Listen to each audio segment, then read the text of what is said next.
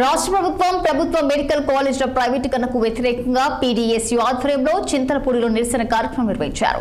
ఈ సందర్భంగా పీడీఎస్యూ జిల్లా అధ్యక్షుడు కాకినాని మాట్లాడుతూ గత ప్రభుత్వ హయాంలో రాష్ట్ర వ్యాప్తంగా 17 మెడికల్ కళాశాలలు మంజూరు చేశారని, వాటిలో 5 కాలేజీలు నిర్మాణం పూర్తి చేసుకుని తరగతులు ప్రారంభించారని తెలిపారు. ప్రస్తుతం అధికారంలో ఉన్న కూటమి ప్రభుత్వం కాలేజీలను ప్రైవేటు పరం చేసేందుకు ప్రయత్నించడం పూర్తిగా అన్యాయమని అన్నారు.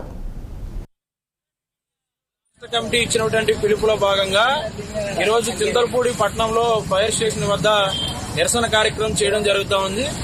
ప్రధానంగా 17 మెడికల్ కాలేజీలు గత ప్రభుత్వం శంకుస్థాపన చేస్తే దాదాపు 5 మెడికల్ కాలేజీలు ఓపెన్ అయ్యాయి. 5 మెడికల్ కాలేజీల్లో విద్యార్థులు చదువుతా ఉన్నారు.